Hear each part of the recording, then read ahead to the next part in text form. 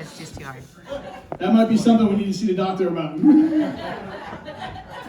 Hey guys, let's give my mom. If you saw my mom at the front door, let's give her a big round of applause.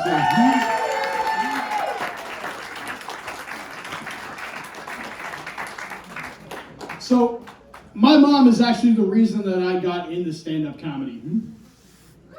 Yeah. No, it's not a good thing. I grew up with a very loving, yet very overprotective Italian mother. This is therapy for me, all right?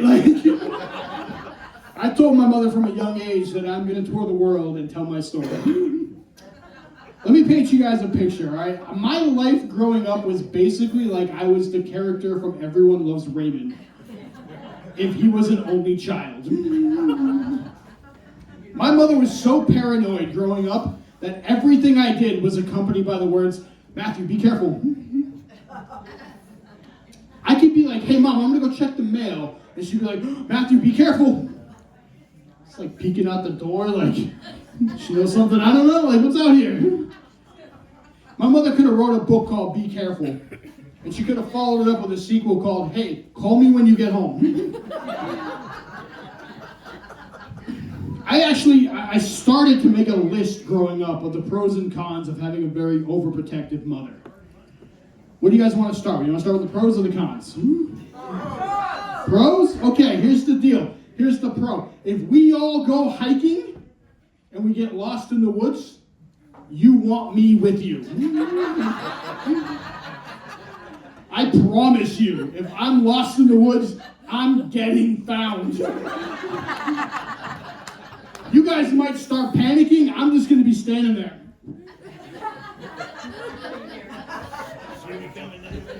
Because I know if I'm lost in the woods, my mother will have the special forces out looking for me. Right?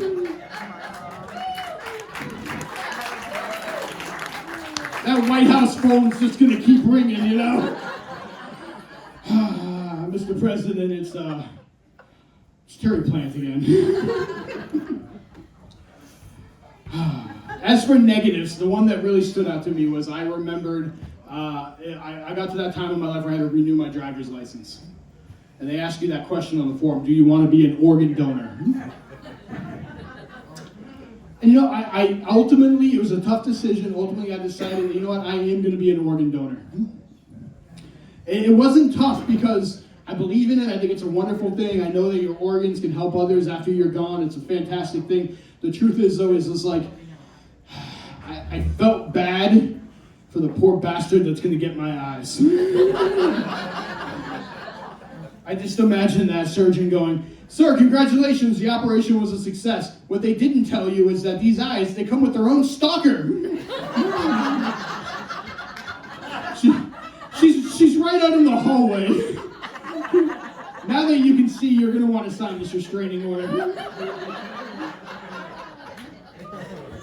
I give it like a week and a half, and he's going to be looking for a sharp stick to take him out with. Oh, man. I remember the first time I was 24 when I bought my first house. Very big milestone for me. I was so excited. Thank you. Thank you. What I wasn't aware of is that apparently my mother had her own room in my house. I got home from work one day and suddenly there was like a comforter with matching throw pillows. GCI was there hooking up cable. Plastic on the couch. Yeah, plastic on the couch. That's right. Yeah. I joked with my neighbor one time. My neighbor was selling the house next to me. And I joked to her, I said, "Hey, could you do me a favor? Can you take that sign down for the weekend? My mom's coming up. And she's probably going to want to move in." And the neighbor looks at me in all seriousness and goes, "Does your mom drive a black SUV with license plates that say my car?" Yeah. Oh, she was over here peeking in my windows the other day.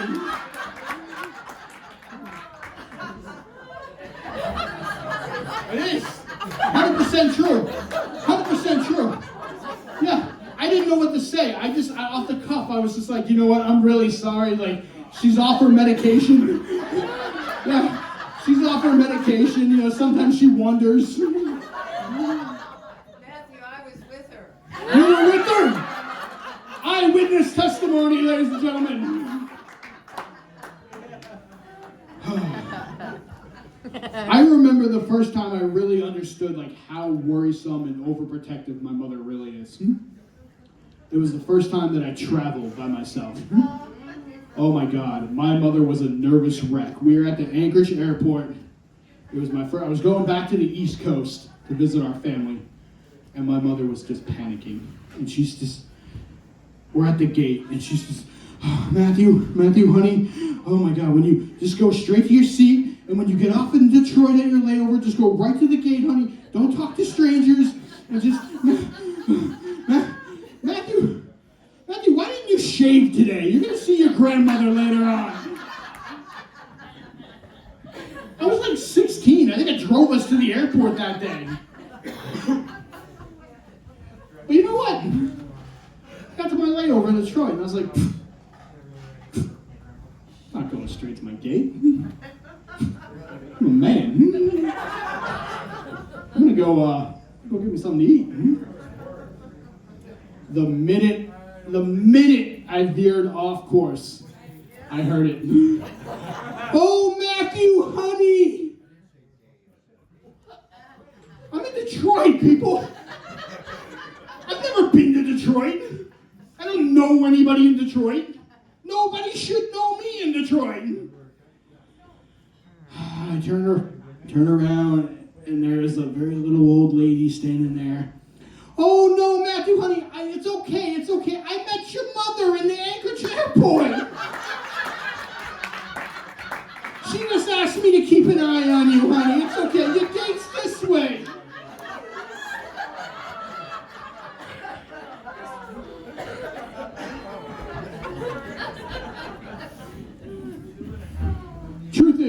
Truth is, I was traveling by myself because I refuse to travel with my mother whenever possible.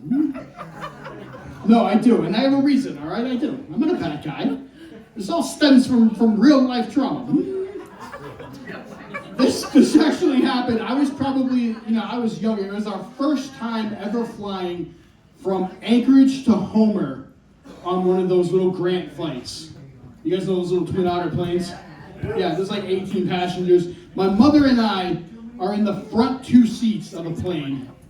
My dad's in the back of the plane talking to somebody that he knows.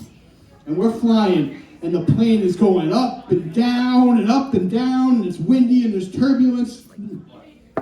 And Mom's like looking in the cockpit, like she would know if something was wrong, right? Yeah, like she's ready to land this bitch if need be. Yeah. And she hears the co-pilot saying Mayday over the radio. My mother stands up on the plane. Carrie, he's saying Mayday! Carrie, the plane is crashing! She gets the whole plane hysterical. But being the good Catholic she is, my mom busts out the rosary beads. She's kicking off Hail Marys. She's got people in the plane screaming, pray for me too. Finally, the pilot comes her down. He goes, ma'am, please. Ma'am, I said it's raining.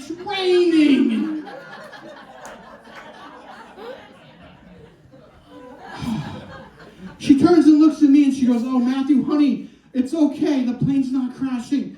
And even at 6 years old, I knew enough to be like, I don't know who you are. They just sat you here next to me. Mike's dead now. Nope, we're good. They just sat you here next to me. So I try not to travel with her whenever possible. I do enjoy traveling, though. I do. I've been back. So my family and I were from Boston originally, all right? No shit. Before I continue with that, I have a new bit that I realized. I was thinking about this. I try not to do politics. I try not to do politics in my bit. It is advice I got from a senior comic that we had up here, and she told me this a couple years ago. She said, you know, Matt, like, don't do Biden jokes. I mean, it was before we really understood what we were getting. She goes, don't do Biden jokes. You don't want to alienate half of your audience. I don't really think it's half anymore. I think there's like more people that are fans of explosive diarrhea than there are Joe Biden. But anyway, I saw on the TV the other day that the governor of Massachusetts, on directive of Biden, are now saying there's so many illegal immigrants in Massachusetts that, like, if you have a spare room in your home, or if you have room, would you consider taking in a family? And my first thought was like, have you been to Boston? There's a very large Italian population, and we don't even like let our own family into the house most of the time, all right? Yeah, most of the time it's like, if Johnny steps foot through that door, that son of a bitch, after what he did to my cousin's sister's best friend, I swear to God. Until Johnny shows up, and then it's like, Johnny! Johnny, where you been? What was I saying? I like to travel. I've been to Boston quite a bit. We grew up there. I spent my summers back there. As I got older, though, I started bringing friends of mine back to the East Coast, you know, kind of see it through their eyes type of thing. I've been there so many times. And one time I brought my buddy Rick back to Boston with me, all right? So let me explain to you why this is funny. My buddy Rick, how we doing, guys? I apologize. I hate it when a comedy show busts out in the middle of my conversation. Too. We're good? All right. Nice. I brought my buddy Rick back with me. This is why this is funny. Rick grew up his entire life in Halibut Cove, Alaska. And I'm taking him to downtown Boston, Massachusetts. Yeah. And you know, and here's the thing, like, we love Rick. My group, my friends and I, we love Rick. We actually call him the Viking because he's a large man with a large beard, an alarming knowledge of weaponry, and he's got to take a boat to come hang out with us. I'm taking Rick back to Boston, all right? And I was a little nervous. I'm not going to lie. Not that he's a troublemaker or anything, it's just, I just saw it in my head. I saw us getting mugged on the subway. And I pictured that mugger just being like, hey, give me all your stuff, I'm going to shoot you with my .45. Rick just being the Alaskan that he is. Actually, that's not a .45. Would have been all over for us right there. But you know what? We had a great trip. We did. I took Rick down to the north end of Boston. It's the old, like, Italian section, you know? And my mother and my grandmother dropped us off. Now, here's the thing. Again, my mother's paranoid. She's taking us down there, and when I'm in the back seat, she's going, Matthew, honey, like, when you get there, you guys know, you don't cause any trouble, don't talk to strangers, just have a good time, but don't get in any trouble. I'm in the back seat taking notes, because, like, I know there's going to be a quiz before we're allowed out of the car. No, seriously, like, we're going to see Paul Revere's house. My mother acted like we were getting dropped off in downtown Baghdad. And nothing happened. We had a great time. I showed them the sights. We had a great time. Finally, I called my mom. And I said, hey, Mom, would you mind coming to pick us up? We had a great day. We're done. And she goes, yeah, no problem. I go, great. We're at North Square. She goes, okay, your grandmother and I will be there in a half an hour. Hour and a half later, still not there. I'm going, what the hell? It's 96 degrees out here. Finally, I see that car pull up. Back door of the car. The back door of the car opens up. And this guy gets out. I was like, what the hell? Who is this? This guy comes walking up and he goes, oh, hey, you must be Matthew. Hey, yo, it's nice to meet you. All right. Hey, ladies, take care. And he starts walking down the street. I get in the car. I go, Mom, who the hell was that? And she goes, oh, it's the funniest story. It's been so long. It's been so long since your grandmother and I have been down here that, like, we got lost. Okay. She goes, yeah, but there were all these guys that were like out sitting in front of the club, you know? Okay. Yeah, so like we pulled over and asked for directions, and one of the guys was like, hey, Donnie, why don't you just hop in and take them there? Mrs. Don't Talk to Strangers opens the door and lets them in. I go, Mom, what the hell are you doing? And she goes, no, it's fine. He's Italian. Yeah, because like us Italians, we never did anything bad in Boston, right? Yeah, forget about it. No, honey, you're overreacting. He was a nice guy. You know, they were all sitting out in front of the club, you know? I go, what, Ma, like the Sopranos? And the truth is, I love my mother to death, guys. Let's give her a big round of applause. She works all these events. She's one of my best. She's like my best friend. I love my mom to death. She is driving me absolutely nuts. She is. Here's why. My mother has discovered this thing called Find My Friend on the phone. You guys familiar with Find My Friend? Yeah. Every day I hear, Matthew, when are you going to get to Find My Friend on your phone? I'm not, Ma. No, Matthew, I'm going to feel a lot better if you just get to Find My Friend. No, Ma, it's creepy. No, it's not. No. And Matthew, don't even worry. I'm hardly ever even going to watch it. I call bullshit on that one. I think she's going to be watching that shit more than she watched All My Children in the 90s. The 80s, sorry. Yeah, exactly. And she tells me, she goes, no, honey, with as much as you're going back and forth to Anchorage to do comedy, I just want to know where you are on the road. Okay. All right, well, you know, I'm going to be on the one road that goes to Anchorage.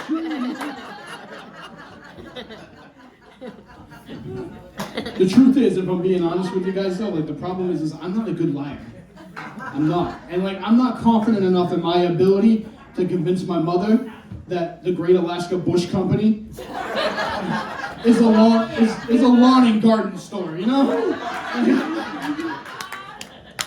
The other problem, you haven't, 53 years and you haven't taken your wife there? Oh, you did? Okay. All right. You, sir, deserve a round of applause.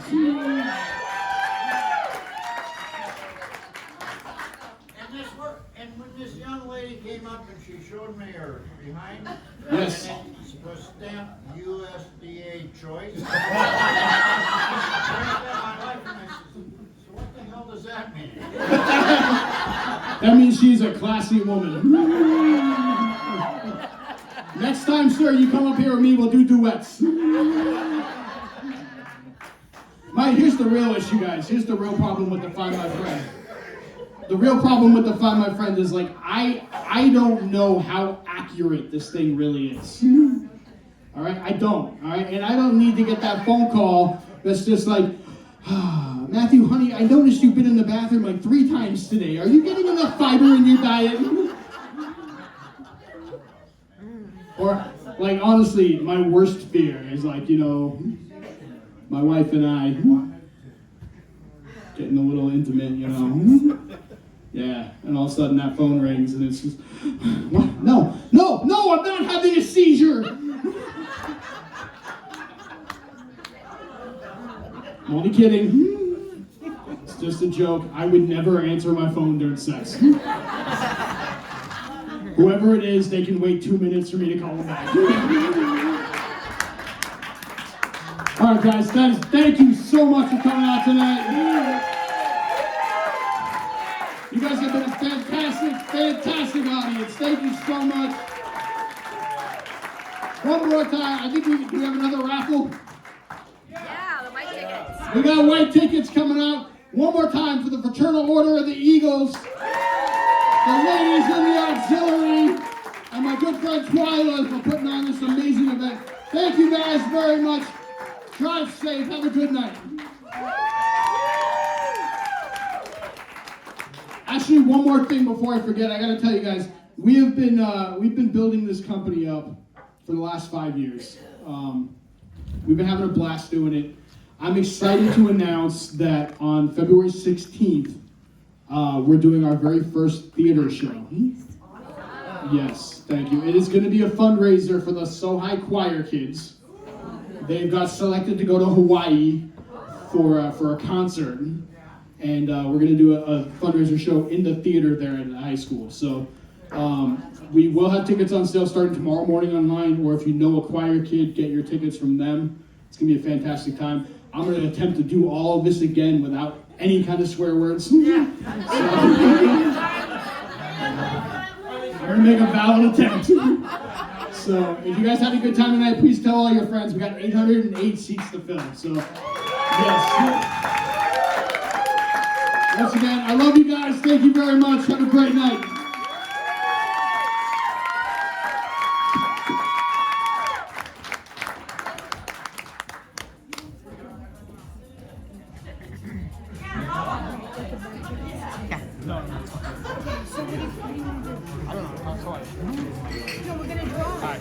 That was a great show. Thank you.